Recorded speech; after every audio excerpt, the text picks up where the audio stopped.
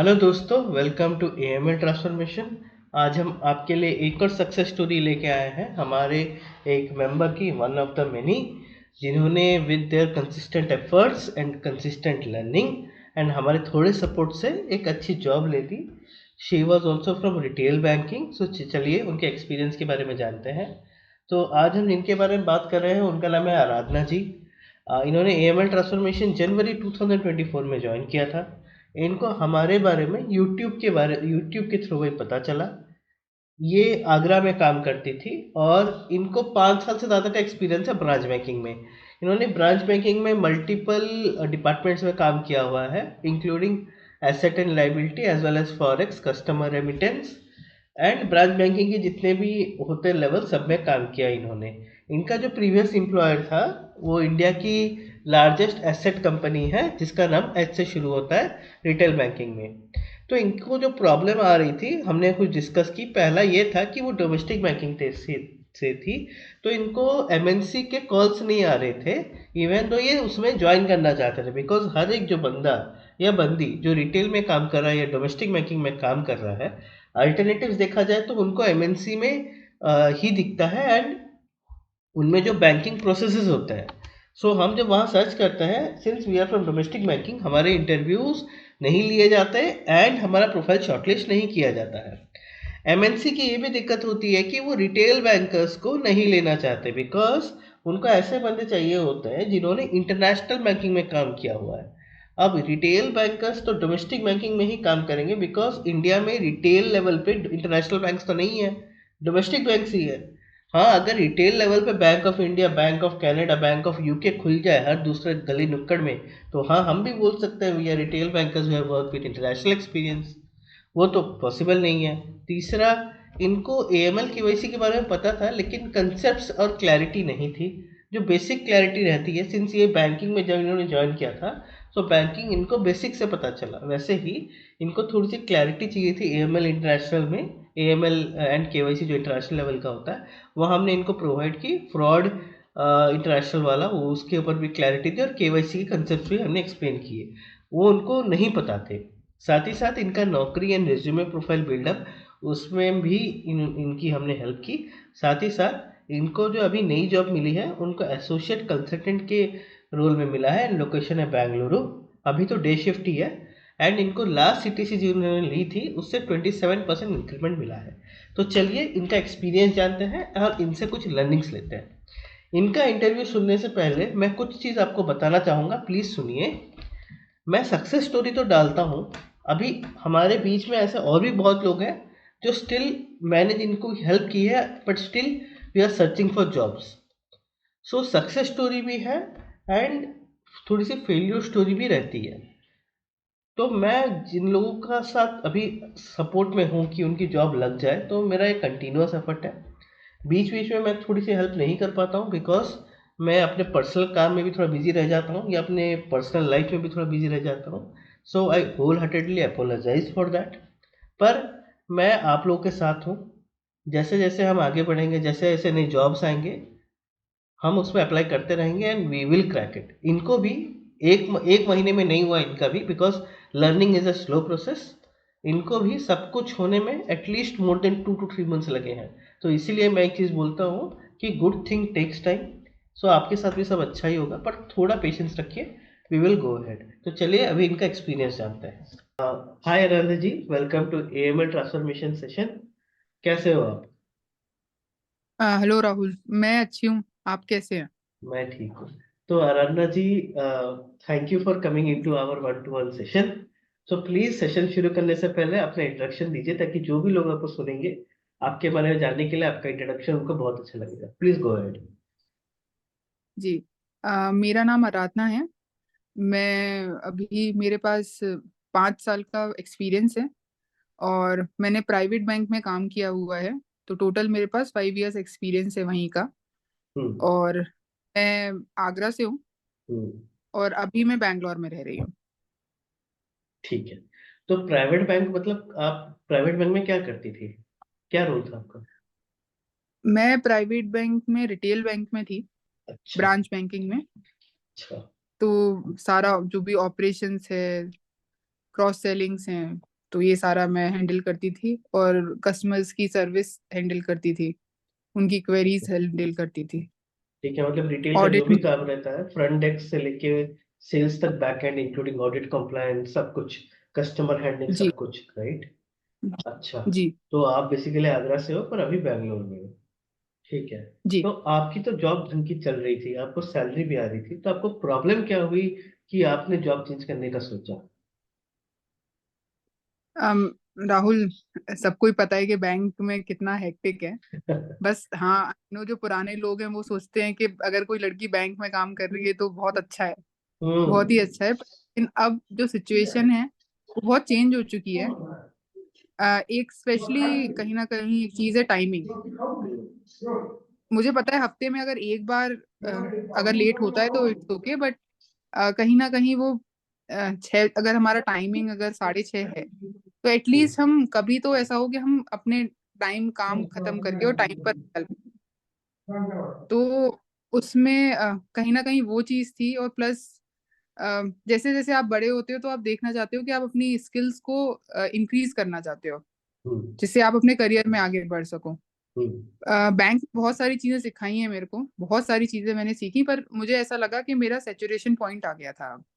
मुझे ऐसा ओके। कुछ नया नहीं मिल रहा था सीखने के लिए। तो अच्छा, मुझे फिर बस यही था।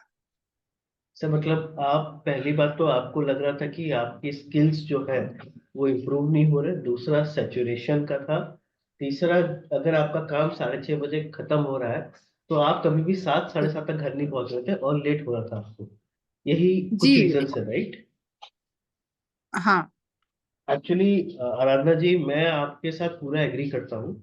मेरे एक बहुत ही क्लोज फीमेल मेंबर जिनकी शादी हुई थी एक्चुअली, और वो एक ऐसे रेपुटेड बैंक में काम करते थे, तो उनकी पोस्टिंग मुंबई में थी। ठीक है। तो नई शादी होने के बाद तो थोड़ी एक्सपेक्टेशंस रहती है फैमिली को, राइट, कि घर थोड़ी जल्दी आएगी, थोड़ा घर का काम रहता है थोड़ा बहुत, राइट, फीमेल्स का ये सब इशू है। तो लेकिन सिंस जी मुंबई था, काम ज्यादा था, तो उनको आते आते ना 9:30 10 बज जाता। अब वो बड़ी ब्रांच जी थी ऊपर से, तो भाई ऊपर से वो वही ऑपरेशन हैंडल करती थी, तो घर पे इश्यूज होने शुरू हो गए थे। वो मैनेज कर रही थी जी हर चीज, सुबह 4 बजे उठ के सब घर का काम कर देना, फिर 8 बजे तक ऑफिस पहुंचना, फिर आते आते रात के 11 बजे। बॉडी भी कितना संभालेगी यार, इंसान हो ना, थोड़ा हम्म, ना मशीन हो। तो बैंकिंग का ये मैं एकदम। कंप्लीटली एग्री करता हूँ। लड़कों का भी यही हाल है। सुबह मैं भी सुबह 8 बजे आता था, आते आते मेरे को 11:30 बजता था। मैं नॉर्मली 9:30 बजे तक आ जाता था, लेकिन कभी कभी कहीं पे जाके एक्टिविटी करना है, क्योंकि रात को ही बंदा घर पे रहता है ना, कस्टमर तो दिन भर तो ऑफिस में जी रहता है, वो रात को उसके घर पे आके खड़े हो जाओ, अवॉइड कर नहीं सकता वो। तो मैं करता था ऐसा काम। अरे भाई सेल्स तो करना रहे, क्या जी, करे बैंक की, और मैं ऑपरेशन मैनेजर था, लेकिन यार ऑपरेशन पे कोई चलती नहीं है, बैंक सेल्स पे ही चलती है। और रिटेल का तो अभी वो पूरा मामला ही मतलब, लड़कियों को छोड़ो, थोड़ा बहुत वो मिल भी जाता है कि उसको घर जाना है, अब लड़कों को तो छोड़ो, अभी क्या बोले अभी, मतलब। वो तो है राहुल, कहीं ना कहीं मतलब कुछ चीजें हैं जो अब आफ्टर मतलब 2000 मतलब कोरोना काफी चीजें चेंज हुई हैं। अब हाँ, कोविड में। प्रेशर, बहुत प्रेशर है। कहीं ना कहीं सब लोग एक्चुअली बहुत ज्यादा पहले मतलब इतना एजुकेशन नहीं था लोगों को, कहाँ स्टॉक्स में डालना चाहिए, कहाँ क्या करना चाहिए, अब लोगों को है तो लोग अपने आप ही करते हैं। पहले हम लोगों के लिए थोड़ा चीजें इजी थी कि हम खुद उन्हें गाइड करते थे। तो कहीं ना कहीं ये भी मतलब सेल्स हम लोग उस हिसाब से नहीं डिलीवर कर पाते थे। नहीं तो आपने जो ऑपरेशन ये, करने के बाद जी नहीं आपने जो पॉइंट उठाया ना, लोगों को काम आसान हो गया, अभी ऐप आ गए हैं, फोन पे, गूगल पे, वो आपका जीरोधा। जी, तो हाँ, अभी लोग पैसे भी तो फोन पे कर रहे हैं, कौन बैंक में आके एनईएफटी करेगा? कोई नहीं करता। बैंक में वही 30 तो का लोगों का चालान, जो हाँ वॉक इन हाँ, है। जी जी जी, जी, एकदम सही। लोगों का जो वॉक इन है वो भी कम हो गया है। राइट। तो इस वजह से जो ऑपरेशन वाले लोग हैं वो लोग तो सीट पर होकर के, क्योंकि उन्हें जो टाइमिंग है बैंक के उस हिसाब से तो उनको अपनी सीट पर ही बैठ के काम करना है। तो जी। वो उसी समय कर सकते हैं, और उसके बाद भी हमारे पास ऐसा नहीं होता। मतलब हाँ, जो लोग बाहर हैं, जो लोग बैंक में काम नहीं करते, वो ये सोचते हैं कि अगर 3:30 बजे का टाइम है तो 4 बजे तक ये लोग घर चले जाते होंगे, इसलिए इनकी नौकरी बहुत अच्छी। पर लेकिन उन लोगों को नहीं पता कि हम शायद से उनसे भी लेट निकलते हैं काम करके। अरे मत पूछो यार, मतलब मैं बोलना नहीं चाहता हूँ, पर मैंने रात के 11:30 बजे तक बैठ के काम किया है। 1 बजे 2 बजे तक बैठ के काम किया 2 बजे तक बैठने की जरूरत नहीं थी, लेकिन सोलो नहीं हो रहा था हाँ मैच का। ठीक है, अब बिना जी, सोलो के जा वो नहीं भी होती सकते। है। और एक और चीज राहुल, कहीं ना कहीं कि आपका अगर उस दिन की अगर कोई ड्राइव चल रही है, तो अगर आपका बिजनेस नहीं हुआ तो तब तक आपके, मतलब मैं ऐसा नहीं बोलूंगी कि आपके ऊपर जो है कि उनके ऊपर प्रेशर नहीं, उनके ऊपर भी सेम ही प्रेशर होता है। पर लेकिन कहीं ना कहीं जब आपकी थोड़ी एज, थोड़ी आप 28 क्रॉस करते हो, तो कहीं ना कहीं हर चीज पूछने के सर हम चले जाएं। हम, क्योंकि हमें डर भी लगता है अंदर से कि हम कैसे पूछें, क्योंकि हमने आज बिजनेस डिलीवर करके नहीं दिया है। एकदम सही, अरे शटर बंद कर देते हैं, जा नहीं सकते। ये हुआ है। हाँ, आज भी ये हो रहा है, अभी भी हो रहा है। आज फ्राइडे है ना। अभी आज भी। जी। आज आज थर्सडे है, फ्राइडे को तो छुट्टी है, महालोक इंडिया होगा। मार्च है। जो हाँ, कासा नहीं आया घर नहीं जाएगा, बैठो शटर के अंदर। हो रहा तो होगा आज भी। वही, तो कहीं अभी ना कहीं। हम जब बात कर रहे हैं ना, अभी ये लाइव हो रही होगी कहीं ना कहीं। ठीक है। जी। तो ये सब चीजें फिर मैंने थोड़ा खोजना शुरू किया अच्छा। कि कैसे हम मतलब क्या क्या है हमारे पास अपॉर्चुनिटी, कि जिससे ये 5 साल भी वेस्ट ना हो। क्योंकि अगर किसी और चीज में जाएंगे तो कहीं ना कहीं हो सकता है मेरे को फ्रेशर, एज अ फ्रेशर ही ज्वाइन करना पड़े। और जैसे आपने बोला कि आपकी फ्रेंड जो शादीशुदा है, मैं भी मेरी भी शादी अभी 1 साल पहले ही हुई थी। तो ओके। मैंने उसके बाद जो चीजें फेस की, हाँ, पहले मैं 7:30 8 बजे मेरे लिए नॉर्मल था, कोई बात नहीं थी रुकना। पर हाँ, अब मेरे को 6:30 के बाद रुकना मेरे लिए थोड़ा सा डिफिकल्टी है, क्योंकि मुझे काफी चीजें संभालनी है राइट यार, और आप आगे लोगों भी का तो। चीजें देखनी है। हाँ, आप लोगों का तो छोड़ो, कंपेरिजन नहीं है मतलब। मैं आप लोग पता नहीं कौन सा मेडिसिन खा के पैदा होते हो, क्या क्या करते हो यार। मैं अचंभा हो जाता हूँ। ठीक है। जी। ठीक है, तो छोड़ो, अभी उस पर नहीं जाते हैं। तो देखिए, आपको स्किल मिलती, लेकिन आप सैचुरेशन सेल्स और वर्क कल्चर से खुश नहीं थे। राइट। जी। जी। ठीक है, तो ये तो अभी आपको तो पता थी मार्केट में क्या जॉब्स है। तो आपको जॉब मिलने में या जॉब चेंज करने में दिक्कत क्या आ रही थी? आपको तो पता है ना, अगर बैंकिंग नहीं है सही, तो बैकएंड में चले जाओ, या किसी ऑपरेशन जॉब में चले जाओ, या कॉम्प्लायंस में चले जाओ। तो उसमें आप गए क्यों नहीं? आपको दिक्कत क्या आई?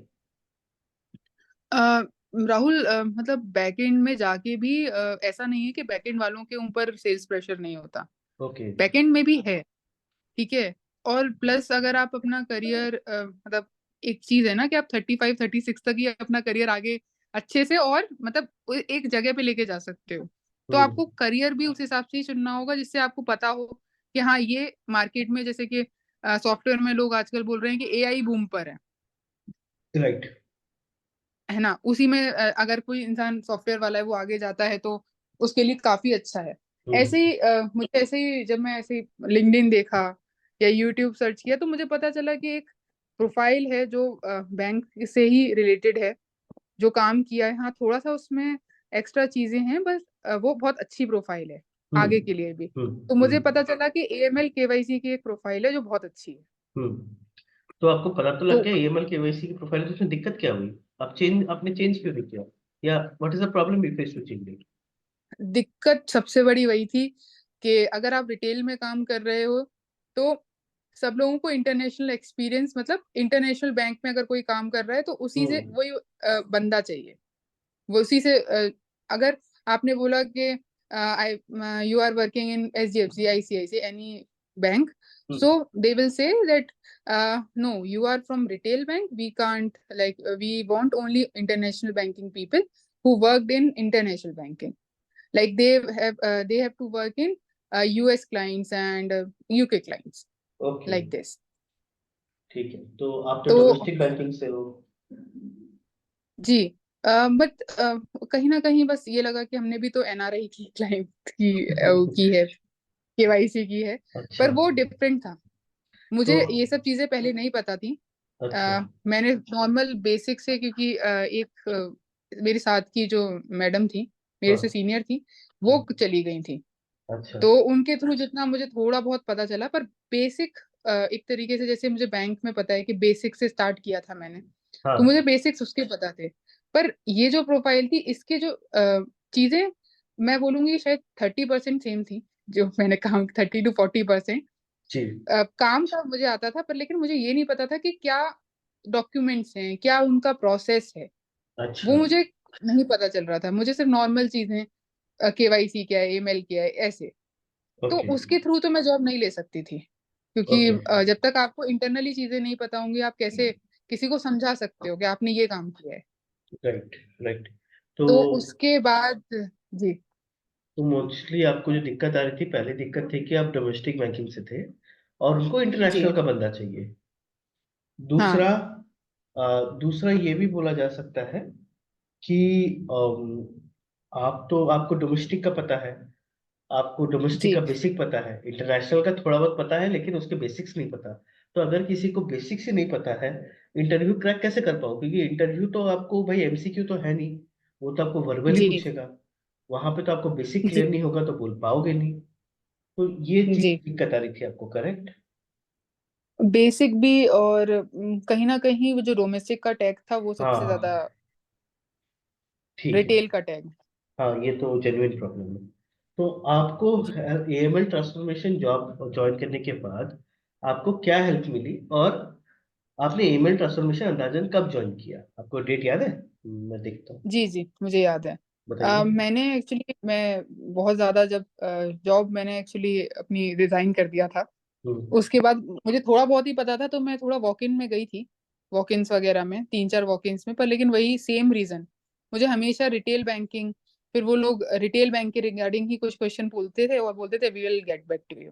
ओके। उसके बाद मैंने यूट्यूब पर उस टाइम भी करती थी, पर यूट्यूब पे सर्च किया तो एकदम ये पेज दिखाई दिया, एएमएल ट्रांसफॉर्मेशन, जिसमें ठीक है। मैंने सबसे पहले एक वीडियो देखी थी। उसमें आपने retail banking to AML KYC अच्छा, ट्रांसफॉर्मेशन, वो मैंने अच्छा, वीडियो देखी।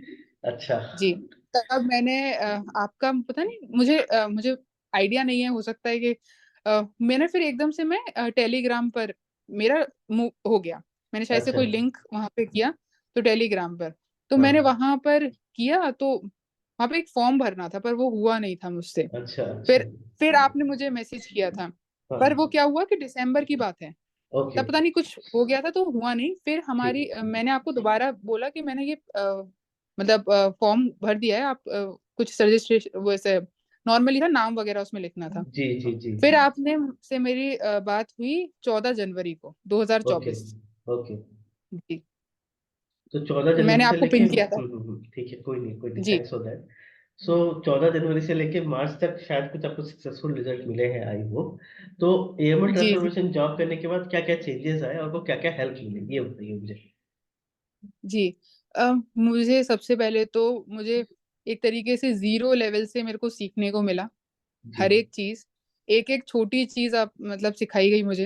हम्म। मतलब इवन केवाईसी क्या होती है, एएमएल क्या होता है, और उसका इंटरनली चीजें बताई गई, जैसे कि हम स्टार्टिंग में सीखते हैं हम्म। हर चीज के लिए बेसिक्स, धीरे हम्म। धीरे करके बेसिक्स क्लियर हुए, सारे हम्म। टर्मिनोलॉजी जो यूज होती हैं वहां पर कैसा, इवन आपने वो भी बताया कि वहाँ किस तरीके के अकाउंट ओपन होते हैं, हम्म। जिससे कि हम लोग एटलीस्ट अपने मन में सोच सकें, क्योंकि हम हम्म। लोग रिटेल बैंकिंग से निकल के आए थे, तो राइट। हमारे मन में वही चलता था। पर लेकिन मेरा तो थर्ड सेशन के बाद ही हम्म। ये हो गया था कि मुझे लगने लगा था कि मैं यूएस में ही काम करती हूँ। मैं यूएस की ही केवाईसी करती हूँ, अच्छा। और उसके डॉक्यूमेंट्स के बारे में बताना, एक एक छोटी चीज, प्लस हम्म। एक ये भी था कि नौकरी की प्रोफाइल नहीं पता था कैसे उसे अपडेट करना है, इवन रिज्यूमे में भी आपने हमारी मतलब बहुत हेल्प की, हम्म। तो उसके बाद कहीं ना कहीं चीजें चेंज होने लगी। ओके, मतलब परिवर्तन आया, मोदी सरकार जी। का जी। डायलॉग लग रहा है मुझे, परिवर्तन आया। हमारा जी साथ चेंज सबका होना। विकास। जी। जी। जी। तो नहीं, हाँ, हाँ, ये हाँ, प्लीज गो डेवलपमेंट अहेड। आ गया था हाँ, एक हाँ, हाँ। महीने के अंदर ही, मतलब मैंने अच्छा। 14 जनवरी को की थी। उसके हाँ। बाद 14 फरवरी, हाँ 11 फरवरी को जहाँ मेरा अभी हुआ है, वहाँ हम्म। 11 फरवरी को मैंने फर्स्ट अपना स्टार्ट कर दिया था। हम्म। ओके, जी। तो एएमएल ट्रांसफॉर्मेशन चेंज करने के बाद सबसे पहले आपके कुछ बेसिक्स क्लियर हुए। दूसरा, टाइप ऑफ अकाउंट, छोटी सी छोटी चीज, यूएस के रूल्स एंड रेगुलेशंस। और एक पॉइंट पे आपको ये लगने लगा कि आपने यूएस में काम किया है, बिकॉज सिंस क्लैरिटी हुई आपको, इसलिए आपको लगा कि जी। हाँ, अब मेरे में इम्प्रूवमेंट है। मैं एक चीज आप लोगों को बताना चाहूंगा, मैं जो भी कंटेंट पढ़ाता हूँ ना, ये शेयर करता हूँ आपके साथ, ये ज्यादा रिलेवेंट नहीं होता, मतलब 80% ही इंटरव्यू रिलेवेंट है। मैं 20% ना एक्स्ट्रा जानबूझ के पढ़ाता हूँ, बिकॉज जब तक आपको क्लैरिटी नहीं होगी ना, आप बोल नहीं पाओगे। और ऑलरेडी हमारे दिमाग में डिटेल भरा हुआ है, PAN card, Aadhaar card, annexure A, annexure B, tab banking, daily compliance, audit, SOX, chequebook, debit card भरा हुआ है। तो जब तक हमें यूएस कॉम्प्लायंस के ऊपर क्लैरिटी नहीं होगी ना, जब भी हम आंसर देंगे ना, हमारे मुंह से डोमेस्टिक निकल जाएगा। तो ये रीजन होता है कि मैं आप लोगों को डीप डाउन लेके आता हूँ। वो कभी कभी बोरिंग भी लगता है, मैं मानता हूँ, इरिटेटिंग भी होता है कि इतना जानने की जरूरत नहीं है, पर क्लैरिटी नहीं आएगी ना भाई, हम लोग रिटेल से हैं और हमारा काम है जॉब क्रैक करना। इसलिए मैं थोड़ा डीप में जाता हूँ, वरना इंटरव्यू क्रैक करने के लिए 40 क्वेश्चन का एक सेट है, वो रट लो, कोई भी इंटरव्यू क्लियर कर लोगे आप एक बार का। लेकिन वही रहता है ना, इंटरव्यू में नहीं पता बंदा पूछेगा क्या, वो सिंपल क्वेश्चन नहीं पूछता है, लेकिन उसको तोड़ मोड़ के पूछता है, तो वहीं पे आ, इंसान गड़बड़ा आता है। जी, एक्चुअली ठीक है। राहुल ये भी कहीं ना कहीं है, जब कोई आपको देखता है इंटरव्यू लेने से पहले कि आप डोमेस्टिक से हैं और रिटेल से हैं। डोमेस्टिक मतलब उनको नहीं पता होता कि आपने किस में काम किया है, सबसे बड़ी बात वो सोचते हैं राइट। कि प्राइवेट बैंक है, इंडियन बैंक है, तो ऑब्वियसली इन्होंने इसमें ही काम किया होगा। तो वो आपसे क्वेश्चन कभी भी सीधा नहीं पूछेंगे, राइट। कभी नहीं पूछ सकते। वो आपको स्टार्टिंग से ही उसमें इंटरनल आपको चीजें पता होनी चाहिए, तभी आप क्रैक कर पाओगे, वरना नहीं, नहीं हो सकता। क्योंकि आप अगर कोई बंदा, मैं ये नाम नहीं लूंगी, किसी इंटरनेशनल बैंक से कोई इंटरव्यू देने जाता है, तो उसको शायद से एक या दो क्वेश्चंस में वो सिलेक्ट कर लेते हाँ हाँ हैं। हाँ। पर लेकिन वो सेम हम लोग, मैंने एक्चुअली एक एक्सपीरियंस भी किया हुआ है। अच्छा। मैं वॉक इन के लिए गई थी, तो उनके संग, मेरे संग थे, वो इंटरनेशनल बैंक में ही काम करते थे। हम्म। उनसे जस्ट उन्होंने पूछा कि what do you do, hmm. That's it, and he was selected. Hmm. तो दिस इज द थिंग, तो हम लोगों को थोड़ा सा, मुझे नहीं लगता कि बहुत ज्यादा मेहनत करने की बहुत जरूरत है। हाँ, कुछ चीजें जो आपने मुझे पढ़ाई, और सब चीजें मैंने भी, ऐसा कुछ नहीं है कि आपने जितना पढ़ाया उतना मैंने याद कर लिया था या फिर समथिंग। हाँ, मैंने 50% आपके जो थे उसके थ्रू ही मैंने तैयारी की थी। ओके, पर थैंक यू लेकिन फॉर जो योर, आपने हाँ बेसिक बोलिए। क्लियर बोलिए। करवाए थे। हाँ हाँ। ठीक है। नहीं, मैं एक चीज मानता हूँ कि हमने आपकी बेसिक्स में हेल्प की, लेकिन दो चीजें होती है जो मैं हमेशा बोलता हूँ, डिलीवरी एंड लर्निंग। तो लर्निंग मैंने करवा दी आपकी, लेकिन डिलीवर आप कितना करोगे ना, ये आपके प्रैक्टिस पे है एंड आपके कॉन्फिडेंस पे है। सो मैं मानता हूँ मैंने आपने हेल्प की, पर मैं आपको चीज अभी भी फ्रैंकली बोलता हूँ, 90% आपका एफर्ट था, 10% ही मेरा कॉन्ट्रीब्यूशन था। मैं नहीं भी होता ना, आप कहीं ना कहीं से जुगाड़ करके कर ही लेते। ठीक है, वो आप पे था। तो आई एग्री, मैंने आपको पुश दिया है, पर चढ़े तो आप ही थे। ठीक है, तो इट्स ओके। तो अभी एक और चीज हाँ मैं राहुल। पूछूंगा आपसे। जी जी। पर लेकिन नहीं। राहुल, मतलब आप बोल रहे हो 10%, बट एक होता है ना कि पीछे से, एक तो आप भी सेम चीज करके आए हो, आप भी सेम, मतलब कहीं ना कहीं इससे भी मोटिवेशन मिलता है कि जिससे हम लर्न कर रहे हैं वो भी सेम बैकग्राउंड से उन्होंने चेंज किया। तो सबसे बड़ा मोटिवेशन तो कहीं ना कहीं आप भी थे हाँ, करने के लिए। ये बात तो मैं मानता हूँ, क्योंकि आज की डेट पे भी मैं अपने दूसरे कलीग से मिलता हूँ, मेरे को पूछते तो कहाँ जी काम करता है, मैं बोलता हूँ बैंगलोर की एक बैंक में।